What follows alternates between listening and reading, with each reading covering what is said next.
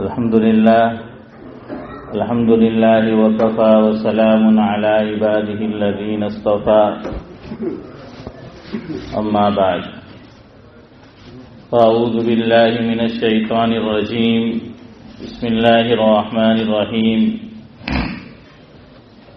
وذكر فإن الذكرى تنفع المؤمنين.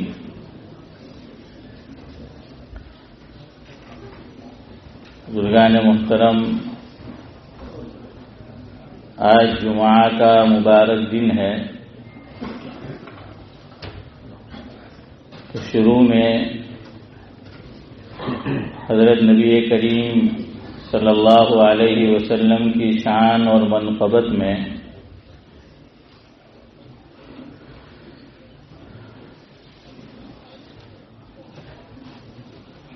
کچھ باتیں منظوم آپ کی خدمت میں پیش کرنی ہیں.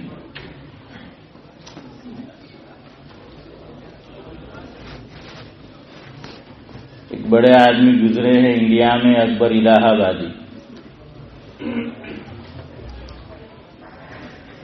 مرحوم نے حضرت نبی کریم صلی اللہ علیہ وسلم کی شان میں لکھا کہ احباب نے طویل مضامین وہاں پڑھے. احباب نے طویل مضامین وہاں پڑھے، لیکن میری زبان کا حصہ تھا مختصر. لیکن میری زبان کا حصہ تھا مختصر. بزم نعت میں نے اتنا ہی پڑھ دیا. بزم نعت میں نے اتنا ہی پڑھ دیا. بعد از خدا بزرگ توئی قصہ مختصر. یہ جو کتاب ہے میرے ہاتھ میں، یہ حمد و نعت کا گلدستہ اس کتاب کا نام رکھا ہے. برسوں سے میری چاہت تھی کہ میں اللہ تبارک و تعالی کی حمد اور حضرت نبی کریم صلی اللہ علیہ وسلم کی شان میں چند نعتیں لکھوں. اللہ تبارک و تعالی نے جو میری یہ چاہت اور خواب تھا اس کی تکمیل فرمائی، اور یہ کتابی شکل میں اب موجود ہے. تو اس میں سے ایک نعت آپ کو سنانی ہے، لیکن اس سے پہلے اکبر الہ آبادی مرحوم نے جو بات کہی ہے اسی سے ملتی جلتی بات میں نے ایک الگ انداز سے کہنے کی کوشش کی ہے کہ کون یہ راز عیاں کر سکتا ہے، کون یہ راز عیاں کر سکتا ہے، مقام نبی بیاں کر سکتا ہے. ساری دنیا ہے اس کام سے عاجز. ساری دنیا ہے اس کام سے عاجز. یہ کام تو صرف خالق دو جہاں کر سکتا ہے. اب نعتیہ کلام سنیں. یہ پیج نمبر 92 پر ہے. اس کا عنوان ہے نبی پہ فدا ہے سارا زمانہ. ہو کوئی آپ کے جیسا تو بتانا، یعنی حضور اکرم صلی اللہ علیہ وسلم. ہو کوئی آپ کے جیسا تو بتانا، میرے نبی پہ فدا ہے سارا زمانہ. دنیا سے گئے ہوا ایک زمانہ، دنیا سے گئے ہوا ایک زمانہ، ممکن نہیں پھر بھی نقش پا کو مٹانا.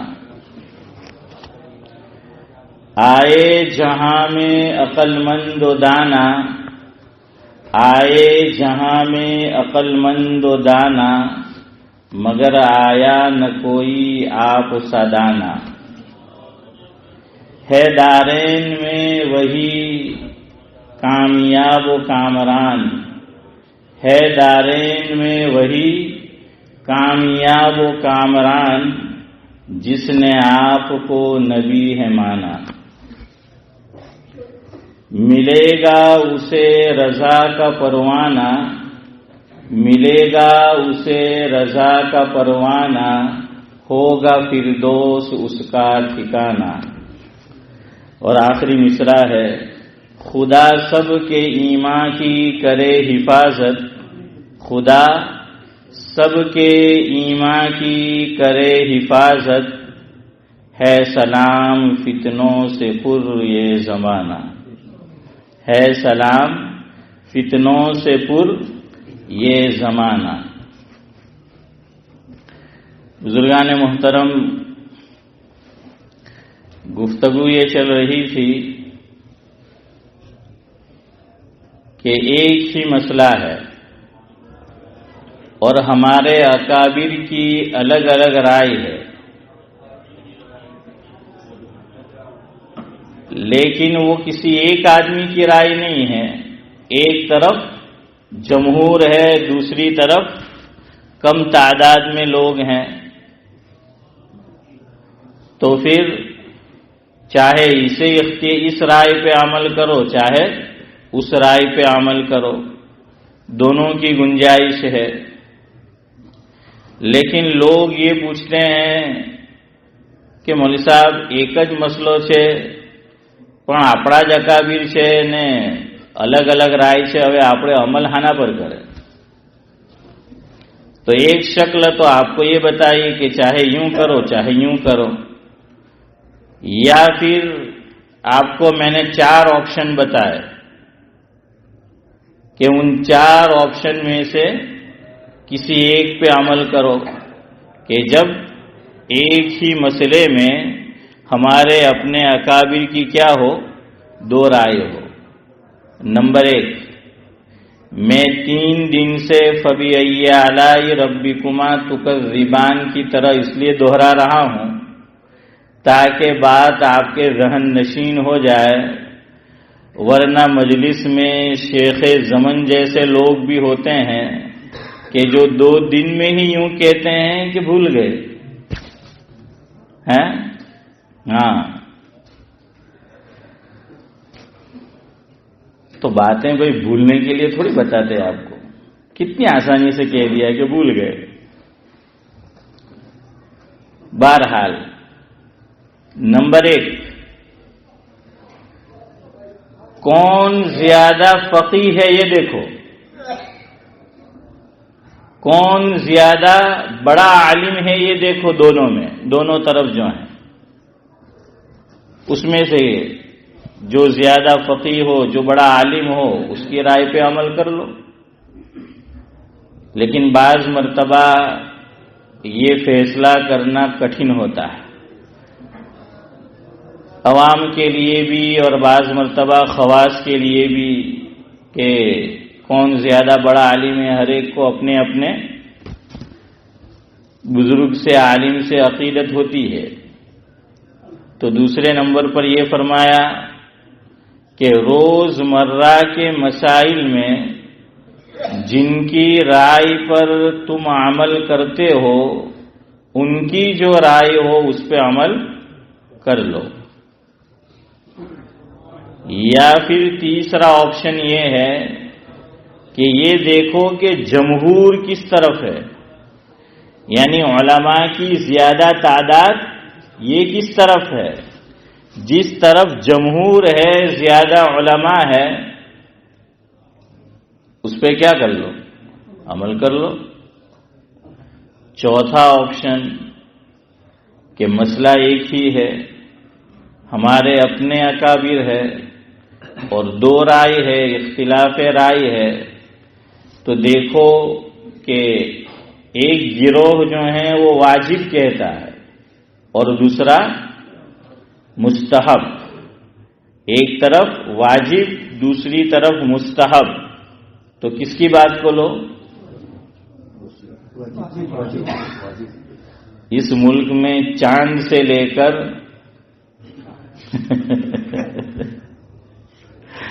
کیا کہوں، اب ہر ایک میں اختلاف ہے. ہاں، کسی ایک رائے پر متفق ہی نہیں ہوتے.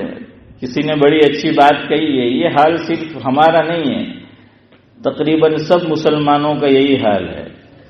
کہنے والے نے کہا ہے کہ 4 مسلمان ایک ساتھ اسی وقت چل سکتے ہیں جب ان کے کندھے پہ میت ہو.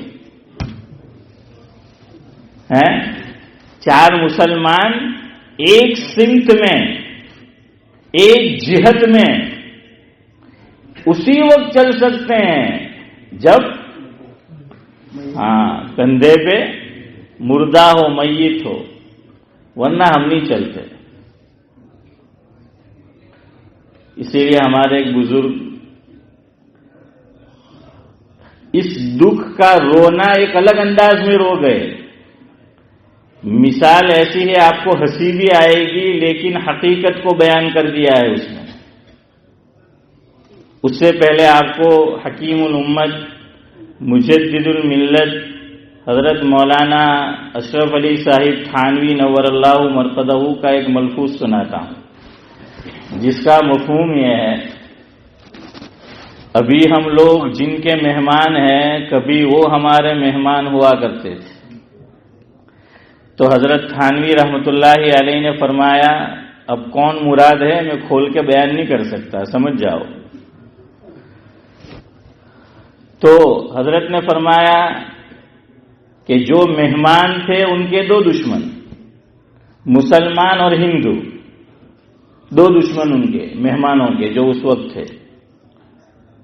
اور فرمایا کہ برادران وطن کے بھی 2 دشمن ان کے اپنے خیال میں، ایک وہی مہمان اور دوسرے ان الذین آمنوا. حضرت تھانوی نے آگے فرمایا کہ ان الذین آمنوا جو ہیں ان کے 3 دشمن، ایک مہمان، دوسرا برادران وطن یعنی ایک تعداد سب نہیں، اور تیسرے مسلمان خود ہیں. تیسرے مسلمان خود. کوئی اچھا کام ایک تو کرتے نہیں اور ہو رہا ہو تو کرنے دیتے نہیں. جہاں تک رکاوٹ پیدا کر سکتے ہیں رکاوٹ پیدا کرنے کی کوشش کرتے ہیں. اگر ہم اچھے کام میں ساتھ نہیں دے سکتے تو اس کا اختلاف بھی نہیں کرنا چاہیے. ہمیں پسند نہیں ہے، ہمارے دل کو نہیں بھاتا، الگ ہو جاؤ. اس میں کیوں ٹانگ اڑاتے ہو؟ اگر کوئی خلاف شرع ہو تو پھر تو ٹھیک ہے، ورنہ ہمارے مزاج کے مطابق نہیں ہے لیکن امت کو فائدہ ہوگا، انسانیت کو فائدہ ہوگا، سماج، سوسائٹی، معاشرے کو فائدہ ہوگا، ہو رہا ہے کرنے دو. حضرت مولانا انعام الحسن صاحب رحمۃ اللہ علیہ کا ایک بڑا پیارا ملفوظ ہے. جماعت کے احباب کو، ساتھیوں کو حضرت فرماتے تھے، مفہوم ہے کہ بھائیو ذمہ دار بننا، جمعدار مت بننا. اس کام کے ذمہ دار بننا، جمعدار مت بننا. جمعدار جانتے ہیں کیا؟ حوالدار، پولیس والا یا جو اس قسم کا آدمی ہو تو وہ جمعدار کہتے ہیں، اس کو جمعدار کہتے تھے. تو فرمایا ذمہ دار بننا، جمعدار مت بننا. بہرحال تو حضرت تھانوی نے فرمایا کہ ان الذین آمنوا کو 3 سے بچ کے رہنا پڑتا ہے.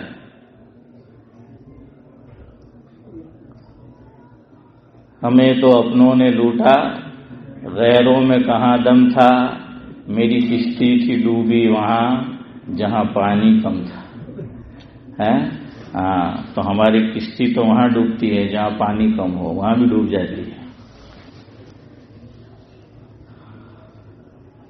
بہرحال تو ایک مثال سے سمجھایا کہ اللہ تبارک و تعالی نے جہنم تھی جو بیچارے ایمان سے محروم تھے ان کی، اس پہ ایک داروغہ کھڑا کیا تھا، لیکن جو مسلمان جن کے حق میں جہنم کا فیصلہ ہوا وقتی طور پر، تو اللہ تعالیٰ نے وہاں کوئی داروغہ کھڑا نہیں کیا تھا۔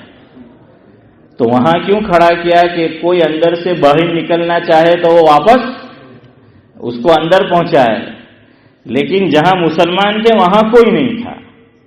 تو پوچھا کہ ایسا کیوں؟ تو کہا یہاں ضرورت ہی نہیں ہے، یہاں سے کوئی نکلنا چاہے گا اوپر جائے گا تو نیچے سے ٹانگ کھینچ کے جو اندر ہے وہی اس کو وہاں لائیں گے،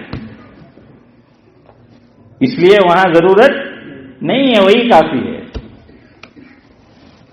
بہرحال تو میں آپ کو یہ بتا رہا تھا کہ ایک طرف واجب ہو دوسری طرف مستحب ہو تو واجب پہ عمل کرو، اور اگر ایک طرف حرمت کا قول ہو اور دوسری طرف گنجائش ہو تو مت چھیڑو، اس کام کو مت کرو، حرمت والے قول کو اختیار کرو۔ لیکن ہر جگہ یہ بات نہیں چلے، یہ پھر میں آپ کو کل سمجھا رہا تھا، ہمارے اپنے علماء کے اور ایسے ویسے نہیں، جید الاستعداد، صاحب استعداد، ان کے کچھ تفردات ہوتے ہیں اور ہوئے ہیں، تو وہاں ایک بات یاد رکھیے، چاہے وہ کتنا ہی بڑا عالم ہو لیکن اس کا کوئی اپنا تفرد ہے، ہم فقہ حنفی کو اختیار کریں گے، اس کی بات کو چھوڑ دیں گے، اس پہ عمل نہیں کریں گے چاہے کتنا بڑا عالم ہو۔ آپ کو میں سناؤں، جو علماء ہے وہ جانتے ہیں، رد المختار ایک کتاب ہے، فتاوی جو لکھتے ہیں مفتیان کرام میں، اور آپ مسئلہ پوچھے تو آپ دیکھیں گے کہ اس کا جو ریفرنس ہوتا ہے، حوالہ ہوتا ہے، تو وہاں شامی ہوگا، در مختار ہوگا، رد المختار ہوگا، اس طرح یہ حوالے آپ کو ملیں گے۔ تو اس میں لکھا ہے، مفہوم ہے، بہت بڑے شخص گزرے ہیں، صاحب فتح القدیر علامہ ابن حمام علیہ الرحمہ، بہت بڑے آدمی ہیں، ٹھوس علم اللہ تعالیٰ نے دیا تھا، بڑے دینی علوم سے نوازا تھا۔ فخر المحدثین اور خاتم المحدثین علامہ انور شاہ کشمیری نور اللہ مرقدہ جیسا شخص، علم کا خزانہ، چلتا پھرتا کتب خانہ جن کو کہا جاتا ہے، شاہ صاحب رحمۃ اللہ علیہ۔ دارالعلوم دیوبند میں اختلاف ہوا تو ایک جماعت شاہ صاحب سمیت جامعہ اسلامیہ ڈابیل تشریف لائی۔ وہاں کے اس وقت محتمم تھے حضرت مولانا سعید احمد، حضرت مولانا احمد سعید بزرگ رحمۃ اللہ علیہ، یہ جو ابھی فی الحال محتمم ہے ان کے دادا، ابھی جو محتمم ہے ان کا نام بھی احمد ہے۔ تو اس اعتبار سے اچھی خاصی تنخواہ مقرر کی، حق الخدمت شاہ صاحب کی۔ تو ہر دور میں اعتراض کرنے والے ہوتے ہیں، ایک تو بیچارے دینی خدام کی میں کہتا ہوں کہ پگار اور تنخواہ اور ویج تو بڑھتا نہیں، صرف ایج بڑھتی ہے، چاہے مکتب پڑھاوے، چاہے جامعہ میں پڑھاوے، چاہے دارالعلوم میں پڑھاوے، چاہے مسجد میں امامت کرائے، یہ جتنے بھی شعبے ہیں، مؤذنی کا فریضہ انجام دے، وہاں کے خدام کی ایج ہی بڑھتی ہے، ویج نہیں بڑھتا، اور بڑھتا بھی ہے تو اتنا معمولی کہ دعا کرتا ہوں کہ کاش یہ بھی نہ بڑھتا۔ تو بہرحال شاہ صاحب کی تنخواہ، ان کا جو علمی مقام تھا، حضرت محتمم صاحب رحمۃ اللہ علیہ جانتے تھے۔ فارسیان کہتے ہیں کہ جوہری ہی جوہر کی قدر کو جانتا ہے، ہیرے کی جو جوہری ہوتا ہے وہی ہیرے کی جو ہے وہ قدر جانتا ہے کہ یہ ہیرا ہے، یہ اس میں کوئی جوہر ہے۔ تو لوگوں نے اشکال کیا کہ حضرت کی اتنی تنخواہ آپ نے مقرر کی، تو اس موقع پر سونے کے پانی سے لکھنے جیسی بات محتمم صاحب رحمۃ اللہ علیہ نے بیان فرمائی. لوگوں سے کہا، ذمہ داروں سے کہا، کمیٹی والوں سے کہا کہ شاہ صاحب کو اللہ تعالیٰ نے جو علوم دیے ہیں تم کیا جانو. دو بڑا ترازو ہو اور دو پلڑے ہو، تو ایک پلڑے میں شاہ صاحب کو بٹھا دیا جائے اور دوسرے پلڑے میں سونے اور چاندی رکھا جائے، اس کے ہم وزن اگر تنخواہ اور حق الخدمت شاہ صاحب کو دی جائے ہر ماہ، تو بھی ان کا حق ادا نہیں ہو سکتا. تو ایسا شخص، حضرت فرماتے تھے اللہ تعالیٰ نے مجھے ایسا قوی حافظہ دیا ہے کہ ایک بات سن لیتا ہوں، ایک چیز پڑھ لیتا ہوں، کم از کم 40 سال تک ذہن خطا نہیں کرتا، 40 سال تک اسے بھولتا نہیں ہوں، اور یہ 40 گھنٹے میں بھول جاتا ہے. ہاں، تو حضرت نے ایسا، جو اللہ تعالیٰ نے ایسا حافظہ عطا فرمایا تھا. اسی لیے ہمارے ایک بزرگ نے لکھا کہ شاہ صاحب تو اس دور کے آدمی تھے ہی نہیں. صحابہ کا ایک قافلہ گزر رہا تھا تعبیر بھی سمجھانے کے لیے، یہ پیچھے رہ گئے. تو جو حافظہ صحابہ کرام کا تھا، اللہ رب العزت نے اس کا کچھ حصہ یہ شاہ صاحب کو عطا فرمایا تھا. تو شاہ صاحب ابن حمام علیہ الرحمہ کے متعلق فرماتے ہیں کہ جب میں ان کے علمی مقام کو دیکھتا ہوں تو ابن حمام اتنے اوپر مجھے نظر آتے ہیں کہ ان کی علمی مقام کو دیکھنے لگتا ہوں تو میرے سر سے ٹوپی زمین پہ گر جاتی ہے. یعنی اتنا بڑا اللہ تعالیٰ نے علمی مقام عطا فرمایا تھا. ایسے آدمی کے تفردات کو بھی امت نے قبول نہیں کیا، یاد رکھیے، اور خود ان کے شاگرد نے قبول نہیں کیا.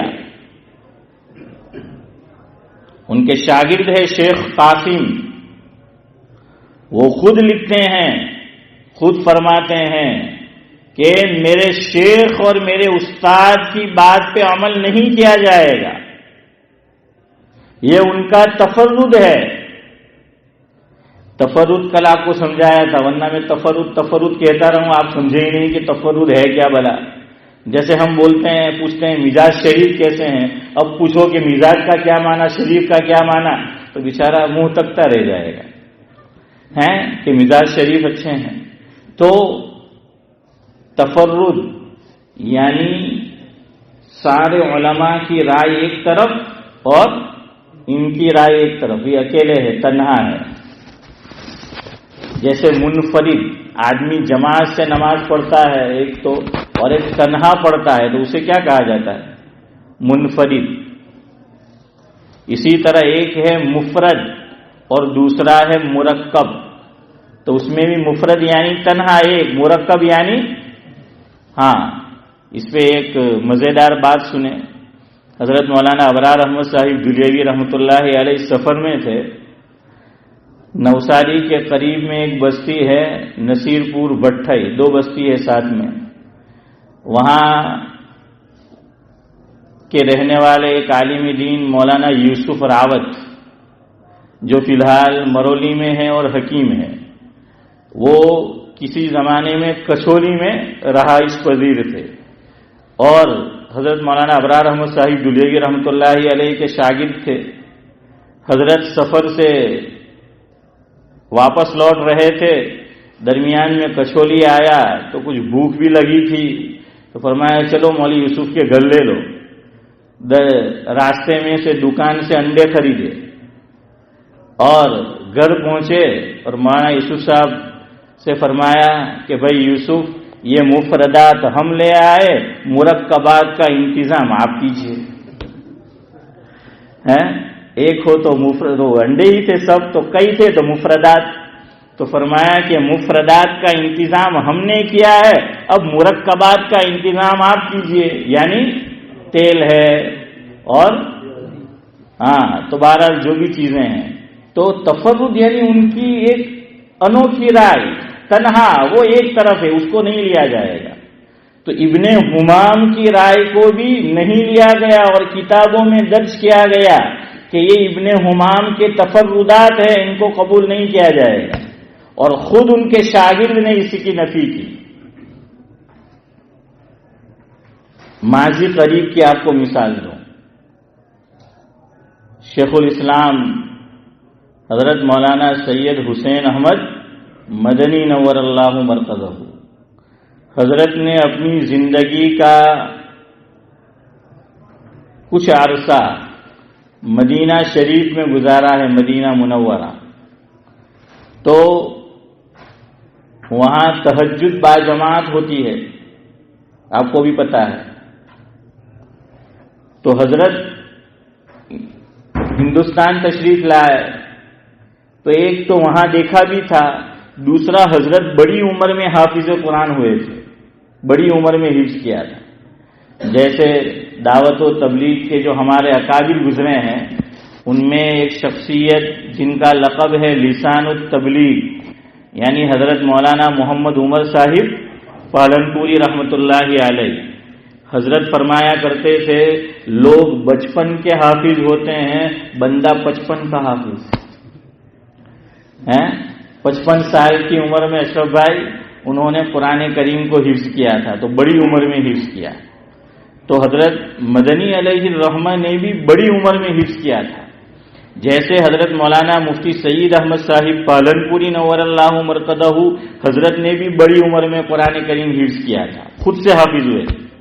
اور یہ بات میں نے خود سنی کمرے میں. مفہوم میں حضرت نے فرمایا کہ میں آہستہ قرآن پڑھتا ہوں تو میں یاد نہیں رکھ سکتا، اس لیے مجھے قدر بلند آواز سے قرآن کریم کی تلاوت کرنی پڑتی ہے. تو حضرت تلاوت کرتے تھے، کمرے سے سب کو نکال دیتے تھے، اور آہستہ تلاوت نہیں کرتے تھے، قدر زور سے کرتے تھے. کیونکہ بڑی عمر میں آدمی حفظ قرآن کرتا ہے تو کہتے ہیں کہ پھر اس کو زور سے قرآن کریم کی تلاوت کرنی پڑتی ہے، تب جا کر جو ہے وہ ان کو یاد رہتا ہے، پختہ جو ہے وہ قرآن کریم رہتا ہے. تو حضرت مدنی علیہ الرحمہ بھی پھر تراویح میں قرآن کریم نہیں سنا پاتے تھے، چونکہ بڑی عمر میں حفظ کیا تھا. تو حضرت تراویح میں عام مجمع میں نہیں سناتے تھے، پھر بعد میں جو تہجد پڑھتے تھے حضرت اس میں سناتے تھے. اب مسئلہ یہاں رک کے یاد رکھو، نفل نماز با جماعت امام کے علاوہ 2 آدمی ہو تو جائز ہے. یاد رکھیے، نفل کی جماعت امام ہو اور امام کے ساتھ کتنے ہو؟ 2 آدمی ہو تو جائز ہے، یعنی ٹوٹل 3 آدمی. اس کی مثال حضرت عبداللہ بن عباس رضی اللہ تعالی عنہ ایک رات اپنی خالہ کے گھر ٹھہر گئے، جو ہماری امی جان ہیں حضور اکرم صلی اللہ علیہ وسلم کی زوجہ محترمہ، کہ دیکھوں کہ حضور رات میں کیا عمل کرتے ہیں. تو آپ صلی اللہ علیہ وسلم تہجد کے لیے اٹھے، تہجد کی نماز حضرت نے شروع کی. یہ بچے تھے لیکن بڑے ذہین تھے. تو انہوں نے دیکھا کہ حضور نے شروع کی ہے نماز، تو چپکے سے وہ بھی آ کر کھڑے ہو گئے. لیکن کہاں کھڑے ہوئے؟ الٹے ہاتھ پہ آ کر کھڑے ہوئے. اور مسئلہ یاد رکھو، 2 آدمی جماعت سے نماز پڑھتے ہو تو کہاں کھڑے رہیں گے؟ سیدھی طرف. اور امام صاحب جو بھی ہوں گے ان کا جو پاؤں ہے، جو ایڑی ہے، اس سے پیچھے کھڑا رہنا ہے. آگے نکل گئے تو نماز نہیں ہوگی مقتدی. تو وہ ادھر بچے تھے، کھڑے ہو گئے. حضور کو احساس ہو گیا نماز میں کہ انہوں نے نیت باندھ لی ہے اور پیچھے کھڑے. تو حضور نے نماز ہی میں یوں ہاتھ پکڑ کے ادھر کھینچ لیا. اب عمل کثیر یہ عمل ہے کہ نہیں ہے کسی اور موقع پر ہے کہ یہ عمل قلیل ہے یا عمل کثیر ہے. بہرحال تو وہ تہجد کی نماز میں شامل ہوئے. تو یاد رکھو، تداعی ایک لفظ ہے، تداعی یعنی دعوت دے کر بلانا. نفل نماز میں کئی لوگ ساتھ میں نماز پڑھے اور دعوت دے کر بلایا جائے کہ آؤ آؤ، تاکہ ایک مجمع اور تہجد کی نماز جماعت سے ادا کی جائے۔ تدائی کی ایک شکل اور ایک صورت فقہا نے یہ لکھی کہ وہ آدمی خود دعوت دے کر بلائے، اور دوسری صورت یہ بھی اسی میں شامل ہے، دعوت دے کر کسی کو نہیں بلایا کہ ہم تہجد کی نماز جماعت سے پڑھتے ہیں، لیکن لوگ آ کر شامل ہوئے تو منع بھی نہیں کیا۔ یہ بھی تدائی ہے، یہ بھی کیا ہے؟ تدائی کی شکل ہے۔ منع کرو کہ بھائی 3 آدمی سے زیادہ نہیں پڑھ سکتے، چلو نکلو یہاں سے، تم اپنے اعتبار سے جو ہے پڑھو۔ حضرت شیخ الہند مولانا محمود الحسن دیوبندی علیہ الرحمہ، جن کو حضرت تھانوی شیخ العرب والعجم فرمایا کرتے تھے، حضرت کے حالات میں لکھا ہے کہ چپکے سے تہجد میں حافظ جی کا قرآن سنتے تھے باجماعت، اور اندر سے کنڈی لگا دیتے تھے تاکہ کوئی آ کر دوران نماز شامل نہ ہو جائے۔ ہماری اس مسجد میں سلسلہ شروع ہوا تھا کبھی، اور بڑے زور و شور سے ہوا۔ ہمیں تو بعد میں پتا چلا، کچھ دن بعد لوگ جڑتے ہی رہے، چونکہ ہر نئی چیز میں لذت ہوتی ہے کہ یہ کوئی نیا کام ہے۔ یاد رکھو، ابن حمام کا علمی درجہ آپ کو بتایا، امت نے برداشت نہیں کیا، تفرد میں شامل کیا ہے۔ دارالعلوم دیوبند نے حضرت مولانا حسین احمد مدنی نور اللہ مرقدہ، اسی دارالعلوم کے شیخ الحدیث، لیکن وہاں سے فتویٰ صادر ہوا کہ تہجد با جماعت نہیں پڑھ سکتے۔ پاکستان کا دارالعلوم دیوبند، دارالعلوم کراچی، مفتی تقی عثمانی صاحب دامت برکاتہم العالیہ کے والد کا قائم کردہ ادارہ، وہاں یہ سوال پہنچا اور حضرت مدنی کے نام سے پہنچا کہ دیوبند میں حضرت مدنی علیہ الرحمہ تہجد با جماعت ادا کرتے ہیں، تہجد با جماعت ادا کرنا کیسا ہے؟ حضرت مفتی محمد شفیع صاحب نور اللہ مرقدہ نے اپنے لائق فائق فرزند اور سپوت شیخ الاسلام حضرت مولانا مفتی محمد تقی عثمانی صاحب دامت برکاتہم العالیہ، ان کے ذمے یہ ڈیوٹی لگائی کہ اس کا جواب آپ لکھو گے، اور وہ لمبا چوڑا فتویٰ ہے، اور فتاوی عثمانی کے نام سے حضرت کے فتاوی چھپے ہوئے ہیں، اس میں موجود ہے۔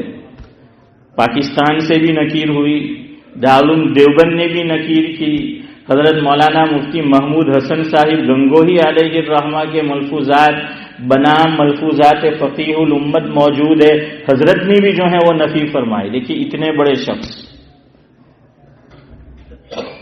یہ باتیں آپ سے جو کہی جاتی ہے وقت پہ عمل میں بھی لاؤ، لیکن ہوتا یہ ہے یہاں آپ کو جتنا بھی سمجھاؤ، وقت آتا ہے تو جڑ ہی جاتے ہیں،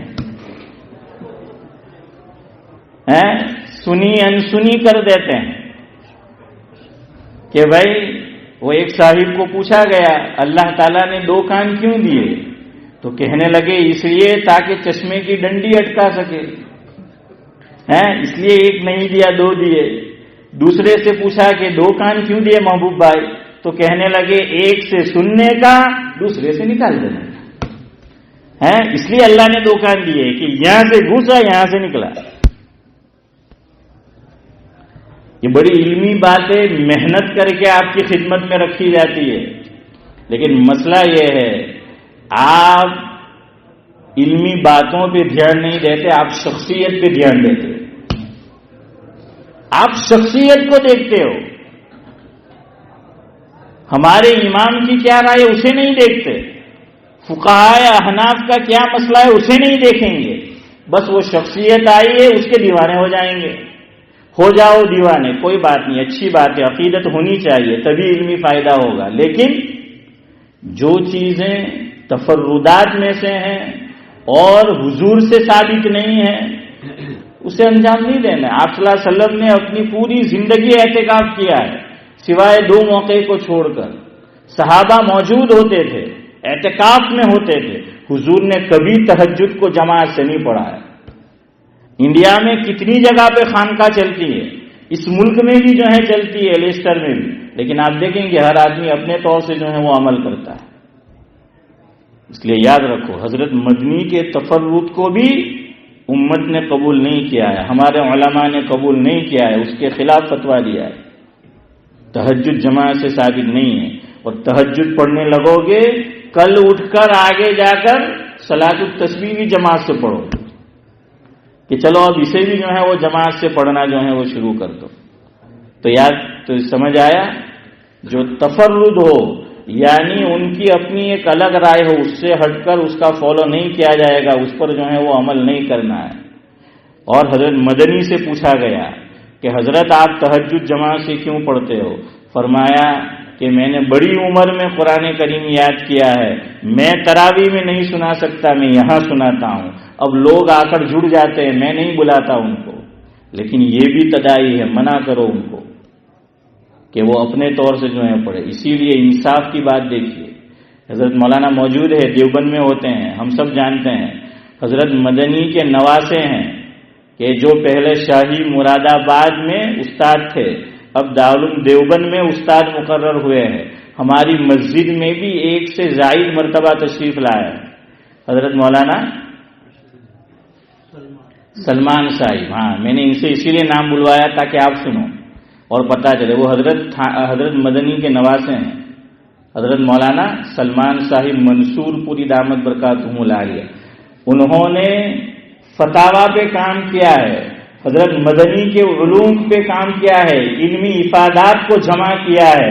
جہاں تہجد با جماعت کا بیان ہے، حاشیے میں نواسے حضرت مدنی علیہ الرحمہ لکھتے ہیں کہ یہ میرے نانا جان کا تفرد تھا، اس پہ عمل نہیں ہوگا، عمل فقہ حنفی پہ ہوگا۔ کون لکھ رہا ہے؟ نواسا۔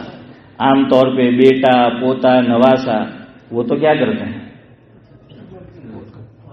آپ سب کہہ رہے ہیں ماشاءاللہ، میں نے تو نہیں کہا کہ سپورٹ جو ہے وہ کرتے ہیں، طرفداری کرتے ہیں، بات جو ہے وہ ویسی ہی ہوتی ہے۔ تو اس لیے وقت ہو رہا ہے، یاد رکھو جو تفرد ہو وہ ان تک رہے گا، اس پہ عمل نہیں کیا جائے گا۔ اور ہماری مسجد میں بھی آ کر عمل کرے ایسا کوئی تو بھائی ہم ان کو محبت سے منع کریں گے، آپ کو یہ کام کرنا ہے اپنے یہاں کرو، بیس اور پلیٹ فارم اس مسجد کو نہ بناؤ۔ سمجھ آیا نا؟ چلے آگے چلے۔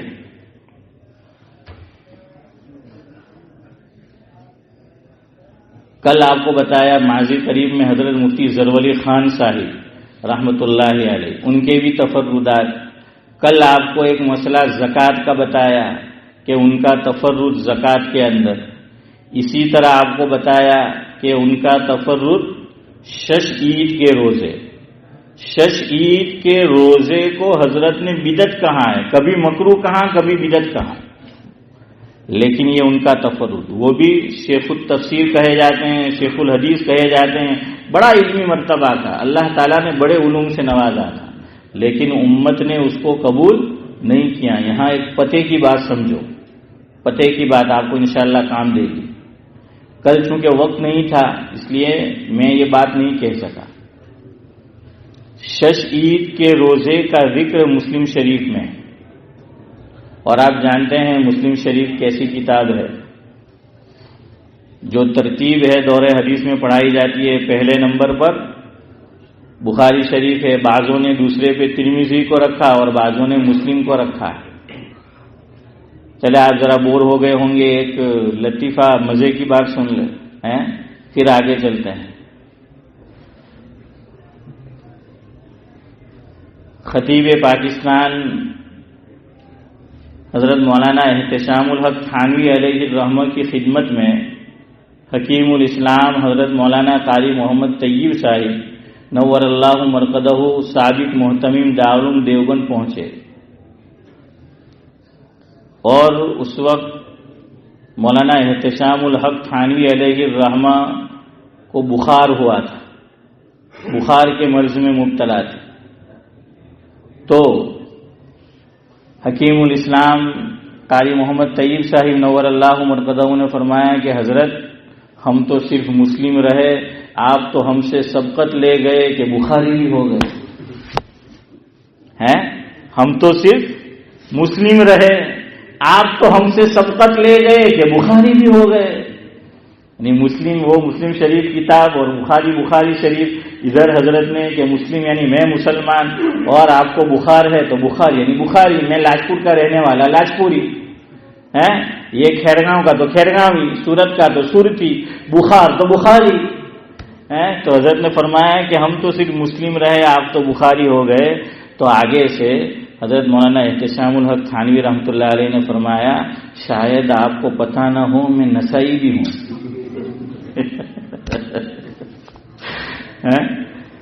اسیم بھائی پتہ چلا نسائی یعنی شادی شدہ کیا ہوں؟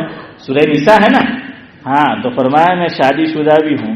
بہرحال مسلم شریف کی روایت ہے، میزبان رسول حضرت ابو ایوب انصاری رضی اللہ تعالی عنہ راوی ہے. وہ روایت کرتے ہیں کہ آقا نے فرمایا من صام رمضان ثم اتبعه ستا من شوال کان کصیام الدہر او کما قال علیہ الصلاۃ والسلام. اس روایت کا مفہوم یہ ہے کہ جس نے رمضان المبارک کے پورے روزے رکھے 30 دن کے، اور اگر رمضان 29 کا ہوا تو 30 فری ہے، اس کا ثواب ملے گا. یاد رکھیو 29 روزے رکھو تب بھی ثواب کتنے کا ملے گا؟ 30 کا. اب ذرا انصاف کی بات کیجیے، کوئی آدمی بوڑھا ہے روزہ نہیں رکھ سکتا، رمضان 29 کا ہوا، فدیہ کتنے دنوں کا دو گے؟ نہیں، آواز ایسی بالکل مرجھائی ہوئی. اور کل میں نے پوچھا اولڈ از، دیکھیے آج بھی کتنی بڑھاودار آواز ہے. تو ہم سب کیا ہے، لامزل لی ہے، دالزل دی نہیں ہے. وہ جیسے ہمارے حضرت سناتے تھے کہ بعض بڑے بخیل ہوتے ہیں. ہمارے یہاں ایک رواج ہے کہ کسی کے یہاں مہمان بن کے جاتے ہیں تو کچھ نہ کچھ لے جاتے ہیں نا، اور وہ بھی آتا ہے تو لاتا ہے. تو فرمایا کہ ایک صاحب بڑے بخیل تھے، وہ کہتے تھے سب سے کہ ہم آپ کے گھر آئیں گے تو آپ کیا دیں گے، اور آپ ہمارے گھر آئیں گے تو کیا لے کر آئیں گے. دونوں میں کیا ہے محبوب بھائی؟ لینا ہی لینا ہے، دینا جو ہے وہ نہیں ہے. تو بہرحال 30 دنوں کے دو اللہ کے بندو، ثواب تم کو اللہ 30 دن کا دے رہا ہے، تو فدیہ بھی کتنا دو؟ 30 دنوں کا دو. ایک دن کے لیے جو ہے وہ کیوں کنجوسی کرتے ہو؟ بہرحال فرمایا جس نے رمضان المبارک کے پورے روزے رکھے اور شوال کے مہینے میں 6 روزے رکھے تو گویا کہ اس نے پورا زمانہ، پوری زندگی کے روزے رکھے ایک روایت میں، اور دوسری روایت میں ہے کہ سال بھر کے روزے رکھے. کیوں؟ من جاء بالحسنہ فلہ عشر امثالھا. اللہ کے یہاں قانون ہے ایک نیکی کرو گے تو کتنی ملے گا ثواب؟ منیمم 10. 30 کو ضرب دو، کتنے ہوئے گئے؟ 10 میں 300. اسلامی سال ویسے 360 دنوں کا ہوتا نہیں ہے، کم ہی ہوتا ہے، لیکن مشہور ہے 360 دن. 6 روزے مزید رکھو تو 60 دن، وہ تو کتنے ہو گئے؟ 360 ہو گئے. تو پورے سال گویا کہ آدمی کیا ہے؟ صائم رہا، روزے دار رہا. یہ حدیث ہے اور پکی حدیث ہے. لیکن مفتی ظفر علی خان صاحب رحمۃ اللہ علیہ فرماتے ہیں کہ بدعت، کبھی فرماتے ہیں مکروہ، اور انہوں نے کتاب لکھی اس پہ. لیکن ہمارے علماء نے، چونکہ ان کا تفرد ہے، چاہے وہ شیخ الحدیث، چاہے وہ شیخ التفسیر، وہ بڑے بڑے علماء کو رمضان المبارک اور اس سے کچھ دن پہلے قرآن کی تفسیر پڑھاتے تھے، اور علماء کا مجمع جڑتا تھا. علمی استفادہ ضرور کرو، لیکن ان کے جو تفردات ہے، جو تفرد ہے، اسے عمل میں مت لاؤ، اس پہ عمل مت کرو. ہاں علمی فائدہ اٹھاؤ، کوئی منع نہیں کرتا، لیکن ان کو کہو تمہارے تفرد تمہارے تک رکھو. اب آخری بات سنا کر بات ختم کرو. علماء نے ایک قاعدہ لکھا ہے، یاد رکھو، یہ جو مولانا احمد رضا خان صاحب رحمۃ اللہ علیہ کے ماننے والے لوگ ہیں، میں وہ لفظ نہیں استعمال کرتا جو ان کو کہا جاتا ہے. آپ سمجھ گئے میں کس کی بات کر رہا ہوں. آپ کیا سمجھتے ہیں؟ وہ جو کام کرتے ہیں ان کے پاس کتابوں کے حوالے نہیں ہوتے ہیں. وہ قبر پہ پھول چڑھاتے ہیں، آپ کو فقہی کتب اس کا حوالہ دیتے ہیں کہ فقہ کی کتب میں لکھا ہے فلاں جگہ کہ قبر پہ پھول چڑھا سکتے ہیں. وہ لوگ قبر پہ اذان دیتے ہیں، مردے کو دفنانے کے بعد کیا کرتے ہیں؟ وہ اذان دیتے ہیں. تو کیا ان کے پاس حوالہ اور ریفرنس نہیں ہوتا ہے؟ لیکن حدیث کا نہیں ہوتا، فقہ کا ہوتا ہے. کس کا ہوتا ہے؟ فقہ کا ہوتا ہے. اور یاد رکھو، جب تقابل ہوگا، ایک طرف حضور کا ارشاد آ گیا، صحابی کا اثر آ گیا، صحابی کا عمل ایک طرف آ گیا، اور دوسری طرف فقہ کی کتب میں کوئی عبادت لکھی ہوئی ہے، عمل حدیث پہ کیا جائے گا. عمل کس پہ کیا جائے گا؟ حدیث پاک کے اوپر جو ہے وہ عمل کیا جائے گا. چاہے پھر وہ شامی نے لکھا ہو، چاہے پھر وہ ملا علی قاری نے لکھا ہو، یہ انہی کے حوالے دیتے ہیں. بھائی انسان ہے، خطا ہو جاتی ہے، لکھ دیا ہوگا، وہ روایت نہیں پہنچی ہوگی یا کچھ اور ریزن رہا ہوگا.